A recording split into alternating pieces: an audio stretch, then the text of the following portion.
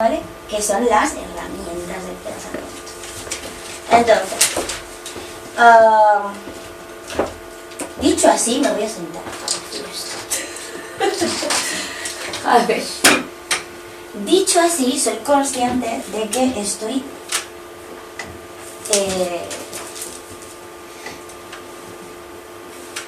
de que la filosofía práctica, no yo sola por lo menos, la filosofía práctica está entendiendo a la filosofía por primera vez como un conjunto de herramientas y no solo como un conjunto de conocimientos, que era como se está entendiendo hasta ahora, ¿no? Cuando decimos filosofía, la entendemos como un conjunto de conocimientos y no tanto como un conjunto de herramientas. Digamos que no es una idea nueva, porque claro, ya en Grecia ya la consideraban así, ¿vale? Pero perdimos esa idea, la perdimos mucho, muy perdida estaba. Entonces la intentamos recuperar. ¿Qué significa esto? Pues que voy a entender, o vamos a entender, la filosofía práctica más como un conjunto de normas para pensar mejor que como un corpus puramente teórico de diversas temáticas, sean las que sean, pero de un corpus teórico, ¿sí?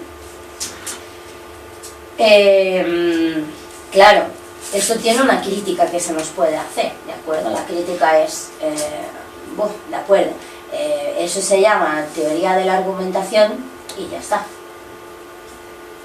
Y le habéis cambiado el nombre, le habéis dado 4 vueltas, ¿vale? Pues no he visto a nadie que haga esta crítica, pero bueno, yo creo que es una crítica que se le podría hacer. Nadie la ha hecho por escrito, que yo sepa. Me refería a eso, ¿no? Que no está en los libros ni nada. Pero que sí que es una crítica que a mí también se me ocurre. Que se te ocurre, vale. Sí. Bueno, esto es un poquito más que teoría de la argumentación, pero vale. Yo creo que ese poquito más que teoría de la argumentación tiene mucho peso, ¿vale? Esa es mi defensa de la posible crítica que se me ha ocurrido, pero sí que es cierto que se podía decir eso. Bueno, si eso aún así me arriesgo, a nivel personal me arriesgaría y seguiría haciendo. Me da igual cómo lo queramos llamar, si lo llamamos filosofía práctica, práctica filosófica o teoría de la argumentación. Lo que se hace es llevar a la práctica un diálogo entre 2 o más personas con el fin de ser más consciente de, ¿no? Y ya está. Ahora, ¿cómo concebimos la filosofía de esta manera? Pues, entonces, tenemos que hablar de herramientas, ¿vale? Herramientas del pensamiento. Entonces, ¿cuáles son las herramientas? Hay muchísimas, ¿eh? En este curso vamos a ver las fundamentales. En el siguiente curso vamos a ver el resto de herramientas que yo considero que existen. Herramientas del pensamiento. Cada cual nombra las suyas. Estamos de acuerdo en las básicas, más o menos, que son las 3, 4, 5 primeras que vamos a ver. El resto, pues por ejemplo, no es para nada parecido lo que hace Oscar Brennifer con las herramientas de Oscar Brennifer con las herramientas de la Universidad de Laval y de Michel Sasseville, que por cierto viene en marzo, creo. Ya os lo diré cuando lo confirme. No son iguales. De hecho, a mi juicio son muchísimas más y mucho más profundas las herramientas de Michel Sasseville, por ejemplo, en filosofía para niños, ¿vale? Que no lo llamo herramientas, pero bueno. ¿Qué herramientas principales tenemos? Bueno, pues la primera, la más fácil y de alguna manera la más filosófica, definir. ¿Por qué definir es una herramienta del pensamiento? Bueno, porque definir es un proceso complejo que requiere o comprende ciertos criterios, características propias y distintivas del concepto. Definir requiere que hagamos muchas cosas a la vez. Requiere simplicidad, requiere concreción, necesita que seamos precisos, requiere completitud y requiere matices. Y una definición cerrada y completa, que es la finalidad que tendríamos o que tenemos cada vez que intentamos definir. conseguir una definición cerrada y completa es muy difícil. Pero es el objetivo. Es un juego del quiero y no puedo, que me gusta mucho, porque me parece necesario. Yo quiero ser exhaustiva, quiero ser concreta, quiero ser perfecta en la definición. No lo voy a conseguir nunca, y eso es la filosofía. Y eso es lo que lo convierte en un juego, el hecho de que yo quiera, pero nunca alcance. Quiera, pero no pueda, hace que sea filosófico, porque hace que siempre se le pueda poner un problema, o rebatir, o concretar un poquito más, ¿vale? Por eso es una herramienta muy buena. De hecho, definir ayuda muchas veces a resolver conflictos, porque definir implica que nos pongamos de acuerdo en lo que significa una palabra, y muchas veces el principal problema de una discusión es que hay una palabra en la que no estamos de acuerdo, una definición en la que no estamos de acuerdo, ¿vale? Otra de las herramientas es ejemplificar. Es decir, saber poner ejemplos. Es decir, ofrecer algo concreto y particular en lo que basarse.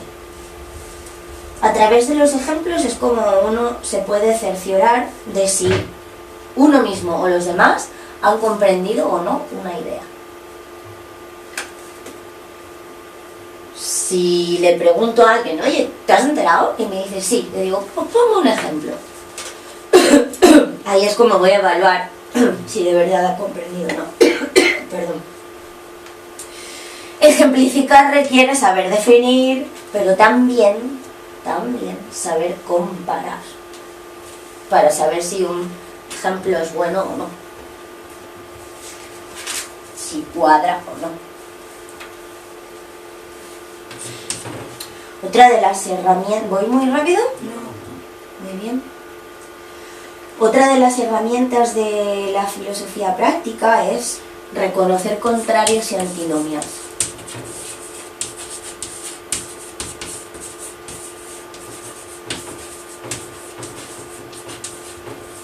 Eso es fundamental.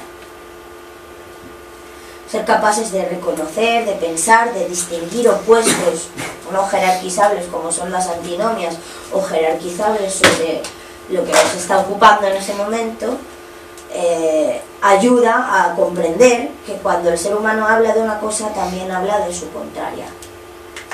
Ayuda a entender similitudes, diferencias, y también, una vez más, como ejemplificar, a poder comparar. ¿Vale? El otro día hablamos de las antinomias, ¿verdad? Y quedó un poco claro.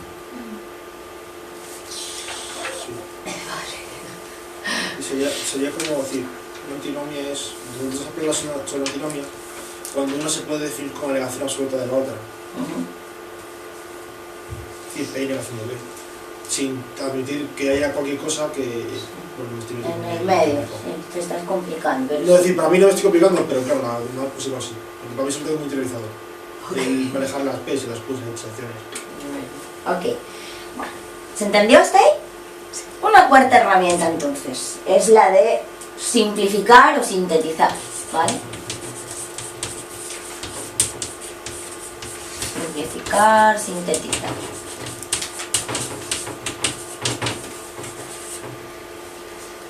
¿Qué es esto? Pues es la capacidad que tiene cada ser humano de resumir, de esquematizar, de concretar, de extraer las ideas principales, fundamentales, básicas de una idea. Es decir, de concretar en el menor espacio posible la mayor cantidad de sentido posible. En el menor espacio posible, la mayor cantidad de sentido posible.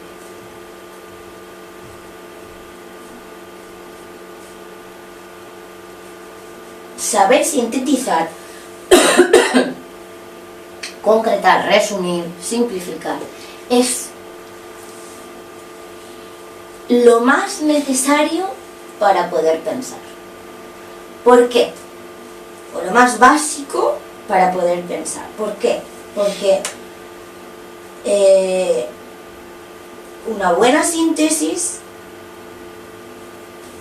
nos puede ayudar a continuar con un razonamiento concreto y seguir por ahí sin desviarnos del tema. Cuando lo que estoy haciendo es concretar poco, sintetizar poco, simplificar poco, al final lo que consigo es desviarme del tema, es decir, no pensar lo que tenía que pensar. Esto es importante.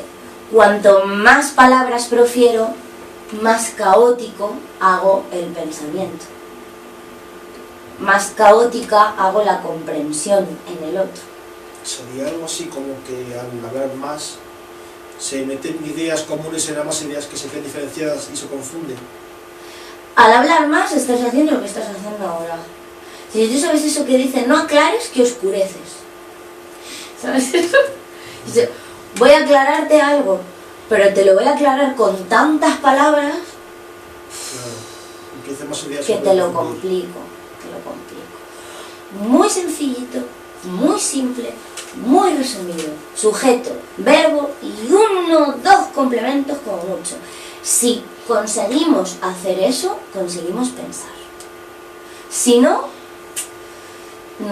el filósofo nos tiene que estar reconduciendo todo el rato. Es una tarea cansadísima, pero es la tarea que hay que hacer.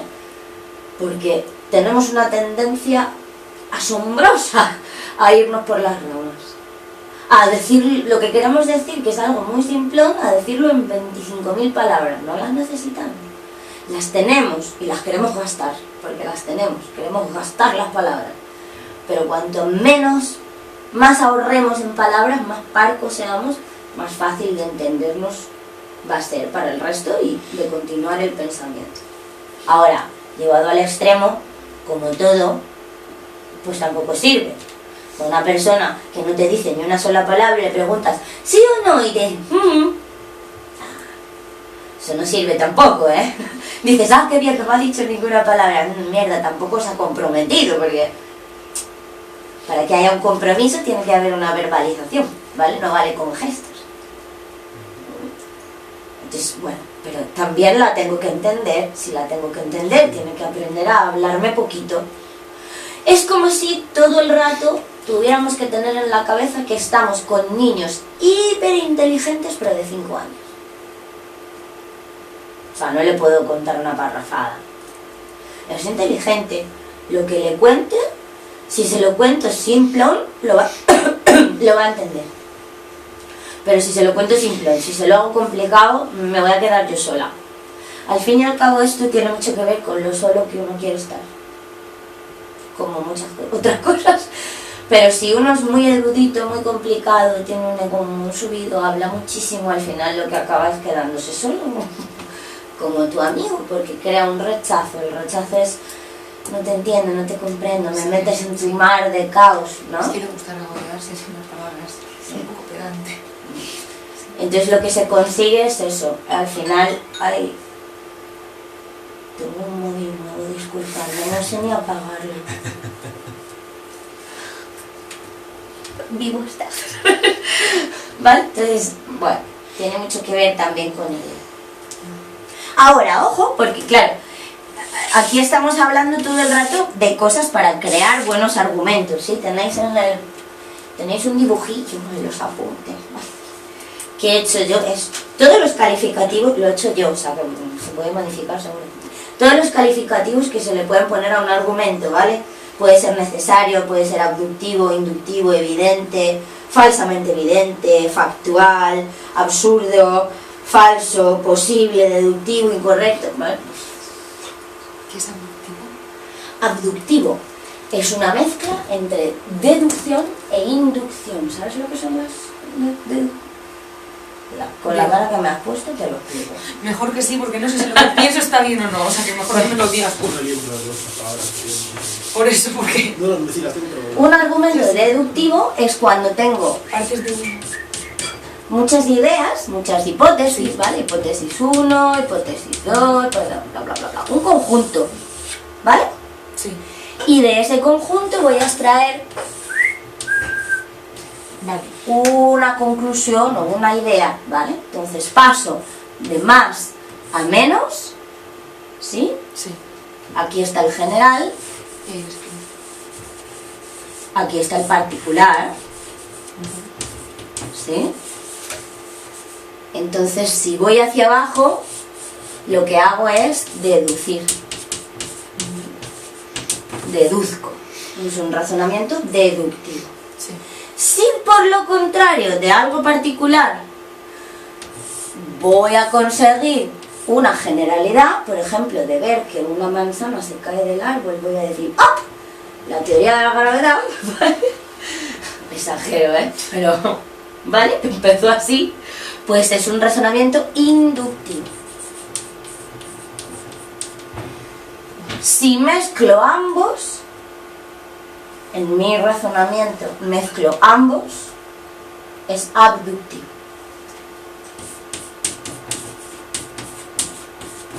¿Vale? ¿Cómo se puede conseguir? Pues si utilizo argumentos generales y llego a una conclusión particular y de esa conclusión particular a lo mejor voy a otra conclusión general, otra, pues es Vale. abductiva. Que sería, no, es que yo he entendido como el coger dos argumentos e intentar conectarlos. No necesariamente, pueden ser diferentes, uno puede ser general y otro particular. Sí, y va a conectarlo de algún modo, sería, ¿no? Claro, por eso es abductivo el razonamiento, ¿sí? Ahora, apunte importante, el tipo de razonamiento que me induce menos a error es el deductivo, claro está, ¿sí? Me induce menos a error, tiene menos probabilidades de que me equivoque si deduzco. Si induzco, la puedo cagar. Muy a menudo sucede eso, ¿vale? Este tipo de razonamiento está de moda ahora en los lógicos, el razonamiento abductivo, porque lo necesitan. Se acabó la lógica deductiva y la lógica inductiva, tienen demasiados problemas, ¿vale? En el momento en el que salgo de la lógica de enunciados y me meto en lógica de predicados, ¿sabéis lo que es esto? Sí.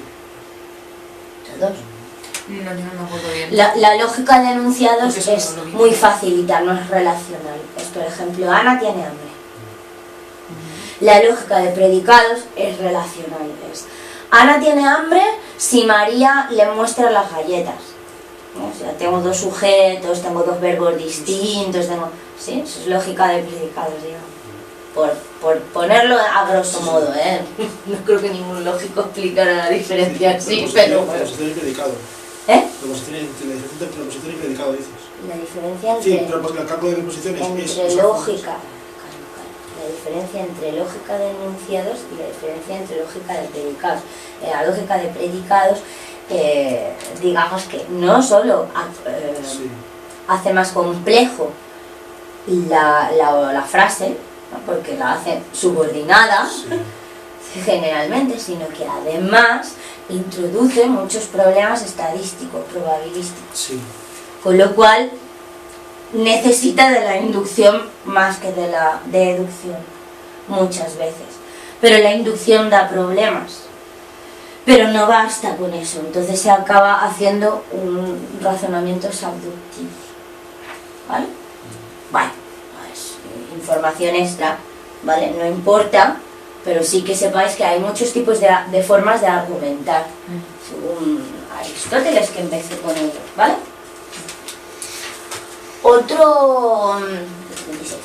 Otra herramienta del pensamiento, ¿sí? Que vamos a intentar trabajar mucho, es el argumentar. ¿Vale? Esa es una herramienta, argumentar. Es una herramienta del pensamiento.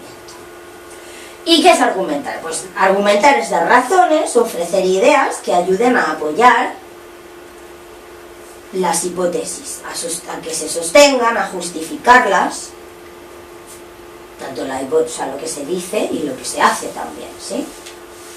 Generalmente van precedidas, como creo que ya hemos visto, con la palabra porque, ¿vale?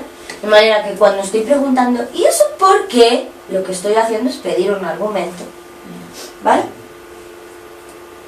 Y bueno, los argumentos, como hemos visto, pueden ser de muchos tipos: aductivo, deductivo, falso, verdadero. ¿Sí?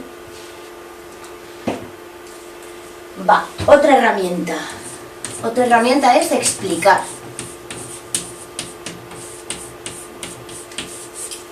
Esta también se las trae. Es porque explicar requiere saber hacer, conocer o entender una cosa, ¿vale? Es la base de una buena comunicación, la explicación. También requiere ofrecer razones, ofrecer argumentos, ofrecer ejemplos y muchas otras herramientas que hemos visto y que vamos a ver, ¿de acuerdo? O sea, explicar es una cosa complicada. Ahora bien, hay que hilar fino con la explicación porque tiene que ser ajustada. Si la explicación no es ajustada al tema, al final lo que estamos haciendo es contar la vida. Y si contamos la vida, lo que estamos haciendo es que nos salimos del tema y no pensamos lo que tenemos que pensar. ¿Se ve? Sí. O sea que muchas veces cuando, no, deja que te lo explique, lo que viene ahí es caos. Entonces no hay que dejar que la persona explique nada. Deja que te explique, no, se lo explicas a tu amiguito tomándote un café, pero ahora no explicas nada. Hay que ser un poco bruto, a lo mejor, o hacerle alguna broma así, pero no permitir que se explique, porque que se explique nos va a contar la vida, ¿vale? Así que hay que saber exactamente muy bien qué es exactamente explicar. No es contar la vida. Explicar es ofrecer argumentos, razones, ejemplos, algo. De todas las herramientas, ofrecer alguna o varias que hagan que la persona comprenda más y mejor las dos cosas, cantidad y calidad, ¿vale? Pero no que sea más caos, porque entonces... Otra herramienta, analizar. Esta también es hiper importante, ¿vale? Analizar es ser capaces de examinar detalladamente una cosa, separando o considerando por separado sus partes, como queráis. ¿Con qué fin? Con el fin de conocer sus características, sus cualidades, su estado, ¿vale? Y poder extraer de todo eso conclusiones. ¿Se entiende? Sí. Es decir, voy a examinar algo detalladamente para poder extraer, que en el fondo eso es analizar, una conclusión. ¿Sabéis eso, no? Análisis, síntesis, tesis. Bueno. Otra herramienta, interpretar.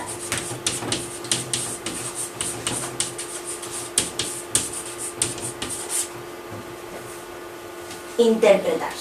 ¿Qué es interpretar? Bueno, pues interpretar es aprender a dar un significado particular a una idea, a un comportamiento, a un acontecimiento. La demanda de una interpretación con sentido es imprescindible en práctica filosófica, imprescindible. Interpretar es crear un sentido, es darle un sentido específico, propio. La interpretación en la práctica filosófica la podemos ver de diferentes formas, de diferentes maneras. Cuando damos una razón, muchas veces hay una interpretación. Cuando formulamos hipótesis, muchas veces hay una interpretación. Cuando explicamos, muchas veces hay una interpretación. ¿Vale?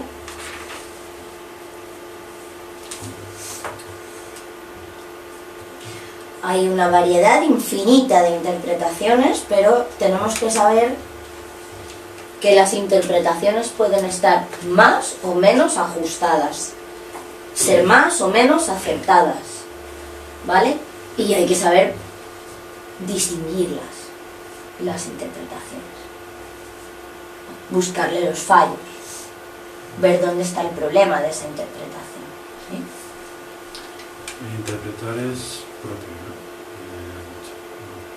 Y explicar es para hacia afuera. Interpretar es algo que sale de uno, explicar es algo que va hacia el otro, sí. Eso es. ¿Se entiende? ¿Vas bien? ¿Estáis cansados ya? No. ¿No? 15 minutos más. Sí. Ok, otra herramienta es identificar presupuestos. Es otra herramienta del pensamiento.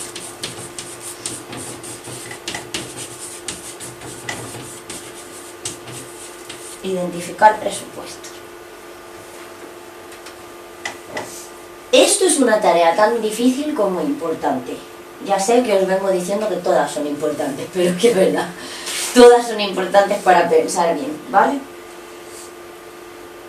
Identificar presupuestos consiste en saber distinguir aquellas ideas que no están justificadas o que no están correctamente razonadas y argumentadas de las que sí lo están.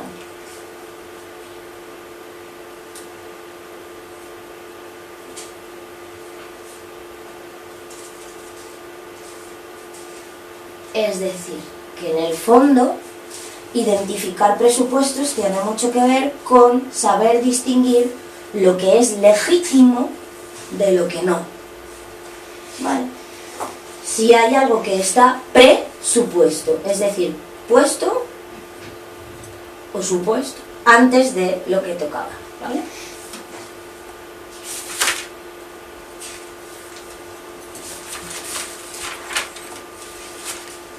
Vale, nos queda nada ya. Otra de las herramientas del pensamiento es conceptualizar.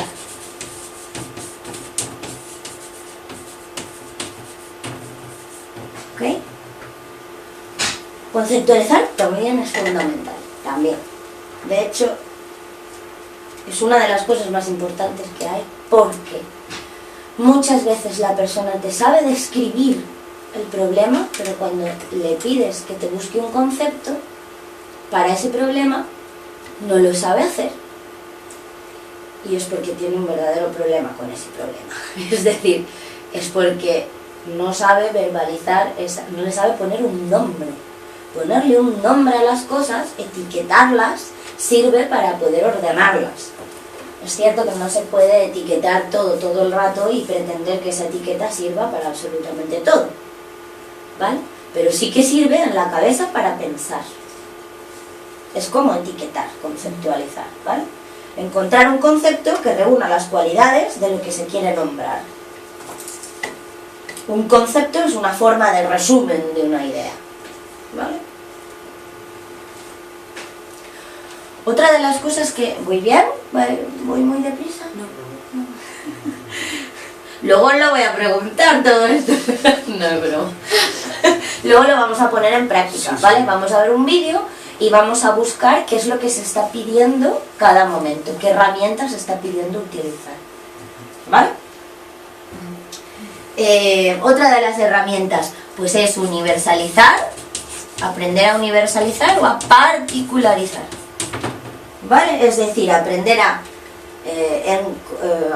pasar de lo general a lo particular y aprender a encontrar aquello particular que cómo se englobaría. Uy, qué mal he explicado. Esperaros, que me he liado. Pasar de universal